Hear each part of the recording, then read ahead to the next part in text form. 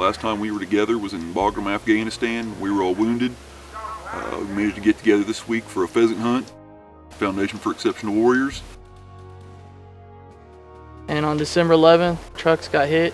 I was the gunner and was medevaced out of theater to Walter Reed, where I recovered. I broke both my legs, my left arm, both hands, ruptured an artery.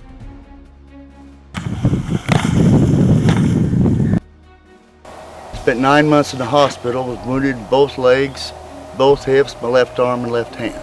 The day of our going in there on our ambush, there were 6 killed and 19 wounded in my platoon. With two of my best friends that were injured with me in Afghanistan in 2006.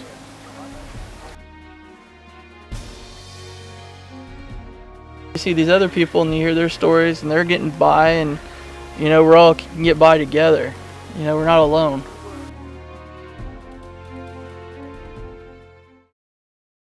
Hey, it's Ricky with the Foundation for Exceptional Warriors. This hunt, we're headed to Hamel, South Dakota to hunt with Bull Creek Outfitters, owned and operated by Dwayne and Laura Welker and family. We have some exceptional men of valor on this hunt, and this is their story. Chase Gene, I retired as a sergeant. Adam Gordon, retired staff sergeant. Ben Blythorn, retired sergeant. Well, I got called up to ask if I wanted to do a pheasant hunt with the Foundation for Exceptional Warriors. And I was like, yeah. And then I thought about having these guys. I called these two guys and asked them if they wanted to go. And Chris Wolfberger told me that if I could see if I could get, you know, some donation for their plane tickets. And I had that the next day. And got them plane tickets and got them out here. So it was a paid trip out here? Yeah. Didn't cost you guys anything? No. Couldn't even buy a soda. He yelled at me. We were with 1st Battalion, 32nd Infantry, 10th Mountain Division. Last time we were together was in Bagram, Afghanistan. We were all went into the same mission, the Korengal Valley, August 3rd, 2006. They tried to put me under for surgery, and I wouldn't let them come near me until I found out where these two were. When you got there, I asked where you guys were, and I made the doctor I didn't on the know you phone thought the bird out. went down. Yeah, I didn't know that. you guys weren't there, and I about lost my shit. I wouldn't let them come near me. The doctor had started making phone calls and to the different FOBs, found out they were in a sock bed. Then once that happened, I was out, and then I think by the time I came back to, you guys were there. It was about an 8-hour walk because we searched the village on the way there. Yeah. For 8 hours, we got to a riverbed, which I didn't really want to be in because we were in the low ground. And A&A basically got scared and started making excuses. We don't have enough food, and we were like, we'll give you food, we don't have water. And pretty much left us. Well, we don't have night vision. We don't want to be out at night. A&A wouldn't refuse to go to that town because they knew it was bad. Yeah. And then the A&A quit out on us, and then they went back to base. And then instead of letting us come back and turn around with them, our commander told us to drive on. So we got to the highest ground we could get, which the terrain in the Korengal Valley is shale rock, steep. You're basically on goat trails, which sucks because then they know where you're gonna walk.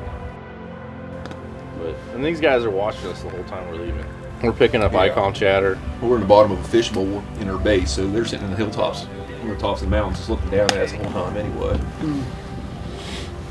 And then, yeah, we got to the high ground, and as soon as we set up security, as soon as the sun was basically directly in our eyes, And all hell broke loose. yeah, they got us in like a U-shaped ambush. They were on other ridges, so they were pretty far away. But as soon as it kicked off, I got hit immediately in the back. He got shot pulling my ass out. I got hit just about the same time. I emptied one mag and pulled out my compass to try to start calling for fire. And I was sitting down on the back of my heels behind a bush. I whipped out my compass and looked down, and the round came right between my legs. And at first I thought I got hit in my nether regions, so I just kind of felt a thump. And I looked down, I'm like, oh. And I looked down and saw the hole that went through my boot and out the back, and I was like, okay, I can deal with that. So he pretty much called in 360 degrees of almost, well it was, huh? Yeah, it was shrapnel, computer shrapnel around us. If he wouldn't have called in artillery, we would have been either captured or killed. You don't go out without that guy. Well, Chase was laying out in the open too, and his weapon jammed, and bullets were hitting all around. I saw he was hit, so I yelled for the medic and ran down to him. grabbed him and started pulling up, and the medic came up and helped me pull him into cover. When I saw him, he was hit. He was on the radio with bullets landing all over the damn place. Bullets kicking up everywhere. I ran to him, and as soon as I got to him, that's when I got hit through the knee. Took an AK-47 round through the back of his knee. Yeah, what it did is round went through my knee and my femur and shattered my femur. He had pretty much a huge erector set on his leg. We were both in bed. And the one time I got up, I wheeled down to his room, about passed out because I'd been laying on a bed so long. And I said, "Hey," and then I wheeled back. Yeah, You're joint here, man. I said hi. Our medic, I've seen him under fire. Like, he did a tracheotomy on that IED at. And the National Guard got popped. Yeah, I watched him do that. That was a 20-year-old kid doing a tracheotomy in a firefight. Okay. Yeah, I bled out. I lost a lot of blood. Ben said he could just see my back explode. And if it would have been for Doc Marchetti, I probably would have been dead because I lost a ton of blood. We managed to get together this week for a pheasant hunt, courtesy of Foundation for Exceptional Warriors. Had a great time. It's good to see the guys again, not just talk to them on the phone. It's good to see everybody and see them all doing good and everything like that. You know, you don't see each other. I mean, you can hear it on the phone. He's not gonna tell me he's hurting or nothing like that. You know, it's always, you know, I'm doing fine, but actually physically seeing them doing well and Getting older and fatter. It was good to hang out again and see these guys. We were like, if we were not training, we were hanging out anyways. These guys don't want anything in return for their sacrifice. Ben and Adam would never tell you, but they both received a Bronze Star with Valor for their acts of heroism that day in the Corgle Valley. I am Sgt Bruce Dunlap. I was in the U.S. Army. I was military police. 2006, I was deployed in Iraq. We landed on our base Easter morning. We did route security, looking for IEDs on the road. And on December 11th, one of my trucks got hit. I was the gunner and was medevaced out of theater to Walter Reed, where I recovered. I broke both my legs, my left arm, both hands, ruptured an artery. Dead on site, dead in the emergency room there in Baghdad, but fought through with some good therapy, 2 years of physical therapy, 26 operations, and here I am today. I got set up with a few. I went on a deer hunt down in Oklahoma last year with Chris. I was going to appointments to the VA and they had a pamphlet for the few. And so I called, filled out the application, went deer hunting, and then next year I want to do a fundraiser. So I was talking to Chris about that. And so he said, "Hey, what are you doing next week?" It was just a week ago, and said nothing. So he goes, "Let's go pheasant hunting." What the wiki meant for me was just a chance of going out here and a few other different stories, you know, that way, you know, for me it makes me be able to not feel like, you know, kind of relate, you know, that other people have gone through some stuff, and it was nice to shoot something other than just a rifle, the shotgun, and the only time I ever shot a rifle or any type of weapon outside Iraq has been with a few. So this will be the second block of time that I've shot a rifle or a shotgun or anything since Iraq. It's just something I've kind of lost the desire to do. And so, but you know, coming out with a purpose, hanging out with the other soldiers, I feel comfortable. Outside of just shooting, I just hadn't had the desire, but with other soldiers, it's kind of different. What the tank chair did was, really, for one thing, it kind of, yeah, I've missed some part of my thigh. My calf's all ate up too. I got a hole in my foot and stuff. And sometimes pride, it's hard to actually use something that's going to help me, because they told me I was going to be in a wheelchair, and now that I'm not, it's hard for me to want to have to go back. So, you know, the first couple of times using the tank chair was a little humbling, but once I realized, man, I can really enjoy myself and not be in agonizing pain as I'm doing the event, maybe this is the way to go. Why, you know, bite the bullet when you can just roll and everything else? It was just more of my pride getting in the way of wanting to use help. Like I said earlier, it was just hearing other people's stories and what they do to cope, and you know, just kind of add that to the tools of resources I use to cope for myself. and see, you know, it draws strength when you see these other people and you hear their stories and they're getting by, and you know, we're all can get by together. You know, we're not alone. Next summer, I have a thing about I want to go to all the baseball stadiums. So a couple weeks ago, I thought I need to get that. I need to make that happen. That was my plan the day I got hurt. When we got back, I was gonna get away and just kind of do something for myself. Since, you know, we've served over in Iraq with other people, I got blown up. That's what we were talking about. In fact, when I got blown up, I was telling the guys about this trip, trying to see if they wanted to go with me, and then I got hurt. And, so I read about other people's trips to going to all the stadiums. So I'm going to try to go to all baseball stadiums and raise money for the few, because I love it. You know, just love working with them, and they've got me out doing things I hadn't done for a while. And it's going to be striking out suicide. So I've worked with a lot of organizations, and you know, they're all good, but the few, like I said, I don't know if I would go out and shoot with anybody else. For me, that's pretty sacred. Yeah. My name is Russel Estes. I was in the U.S. Army in Southeast Asia, Vietnam to be exact. I went in 1966 and was discharged in February 1970 from Fitzsimmons Army Hospital in Denver. I went to Vietnam in 68 through 69. I was wounded May 31st, 1969, working with the Brown Water Navy on the Saigon River border in Cambodia, which we couldn't go into Cambodia, but sometimes we were there. The day of our going in there on our ambush, there were 6 killed and 19 wounded in my platoon. I was a Corporal E4 at the time. Spent 9 months in the hospital, was wounded in both legs, both hips, my left arm and left hand. Like I say, it's been 45 years. I've had a lot of rehab. I'm pretty functional at this time, and at this time, this was the greatest thing I've ever been. We never had anything like this when the few, and I found out about it through a friend of mine in Kansas City, and Clyde Chris and I were both in the 1st Infantry Division in Southeast Asia. We were both 11 Bravos, and he told about it because a friend of his called and said, let's apply. We applied on a buddy system, and we both got picked. The week before we were supposed to come here, Clyde found out that he had prostate cancer. He had to start 38 treatments. Clyde's 2 years older than I am. Well, but he started his treatment, he can't have a pause, so Clyde didn't get to come to this. And he wanted to awful bad, because the day before we left, he called me and says, well, bring me some pheasants back. Well, and I said, Clyde, I'll be glad to. And I've enjoyed myself. The camaraderie between soldiers is that's what I expect, because I'm in a different generation, but we all fought and everything for the same reason.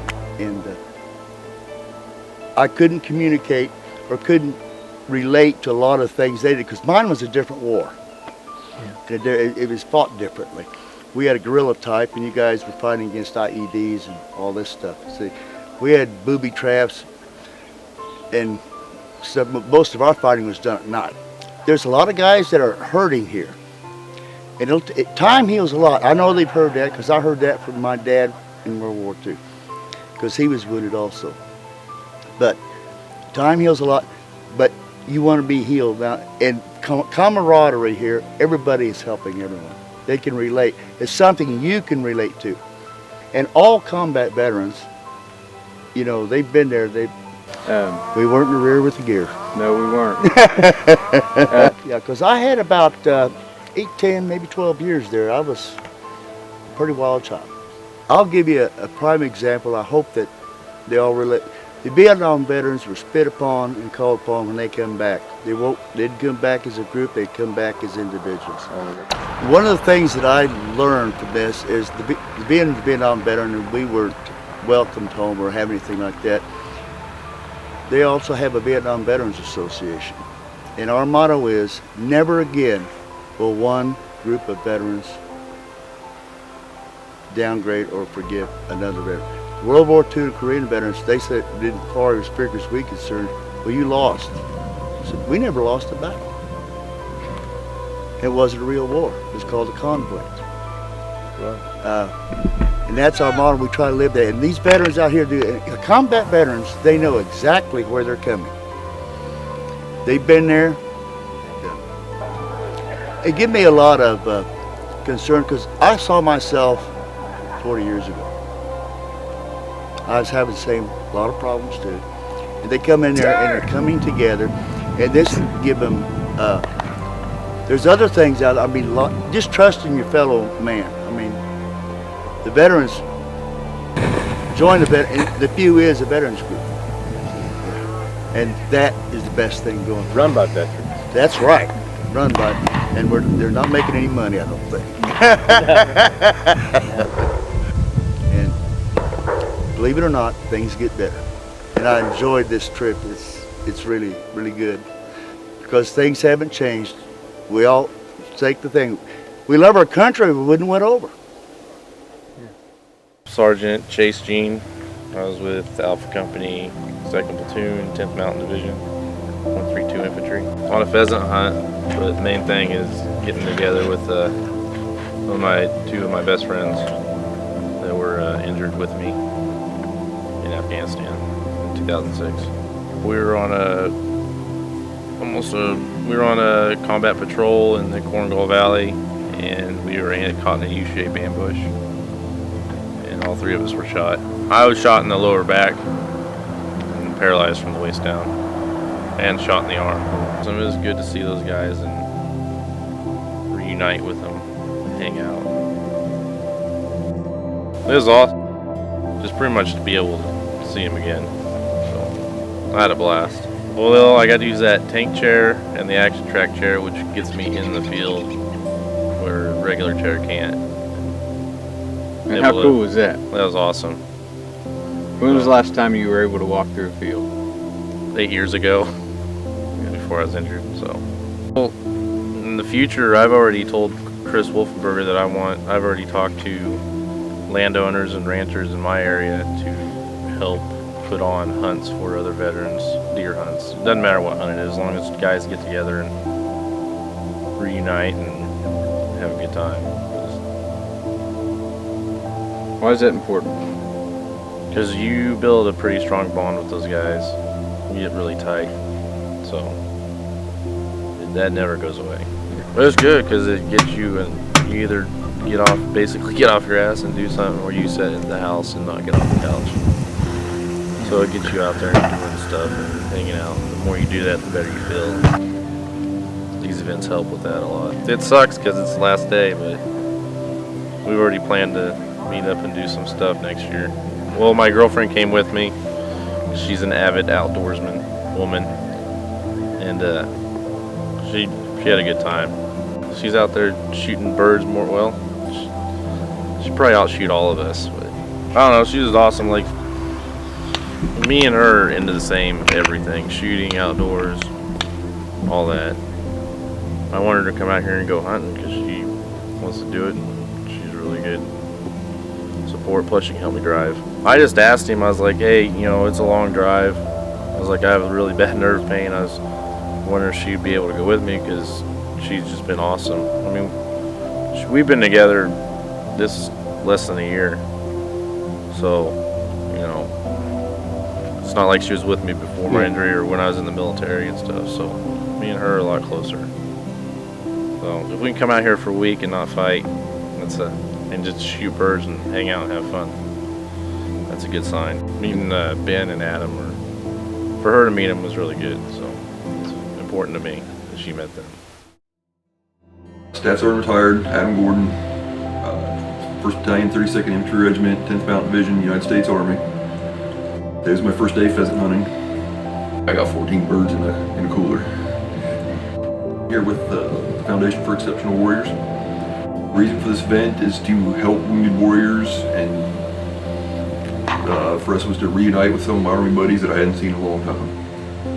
Last time I saw my buddies was in Bagram, Afghanistan, when we were all in the hospital after being injured.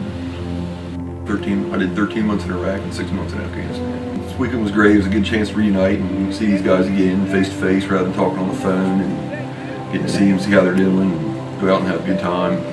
See Chase get out and do things he doesn't usually get to do. Impact makes me want to get involved with the few. I think it was good for us and good for the other guys that were there. Yeah, I seen the tank chair in action and the action track. It was really cool. And I mean, Chase had been able to go out and go salmon fishing and do other things that he probably wouldn't even do, wouldn't do unless he had been injured. So just seeing him get opportunities like this is really cool. Yeah, it helped me. It was just nice to see the guys and hang out. And even if the hunt didn't go well, it was still a good time. It's fun to go out and do new things. And yeah, events like this, especially when you're dealing with guys that you serve with. And, you know, even if you didn't serve with them, it's still nice to be around guys that kind of understand the mentality and have been there. And I want to thank Chase and Chris Wolfenbarger and, you know, Dwayne and Laura Welker and you know, Ann and JT and all the guys that helped guide the hunt and took care of us. And Staff Sergeant Jacob Cook. I am currently with the Missouri National Guard. I'm a supply sergeant. Joined the military in 2001 and been on 2 combat tours. Went to Iraq as a mechanic. Broke my leg in Iraq and come back and rehabilitated and did physical therapy and was pretty close to being discharged, medically discharged for my leg, and I wasn't ready for that, and I didn't think I think I could be rehabilitated, and I didn't want to be out. I wanted to serve, you know. And so I got rehabilitated. Then about a year and a half later, I got deployed to Afghanistan, Coast Providence. We did route clearance, and I was a 12 Bravo. 12 Bravo was combat engineer. We'd find IEDs and clear the way, mostly for the infantry. And come back, and I'm got a wife and a kid, and currently live in Missouri. And I was an outdoorsman with my father when I was a kid. And then before I joined the service, he passed. And with him passing, I kind of lost interest in it. A friend of a friend referred me. Okay. And I heard about all the good things they were doing, about how reconnecting soldiers with the passions and the, you know, of things they like to do. And told me it would be a good thing for me, because I was telling them about how I get caught up in work, you know, get caught up in the work and the grind of the Army, everyday Army stuff. And then I said, you know what, this is what you need. Get me caught back down to earth, basically. You know, I mean, the best way to cope with issues or anything like that, or if anybody's having problems with, is being around someone that's been there and done it. I mean, if you can explain situations with people that have been there and done it, and they understand it, it's 100% the problem. And when you're doing that with people that know what's going on, and it's hard to explain it to people that don't understand, and it's always, that's the biggest problem. I'd love to help out with a few and help all the others that, you know. In the past, I've helped individuals in the past in the unit.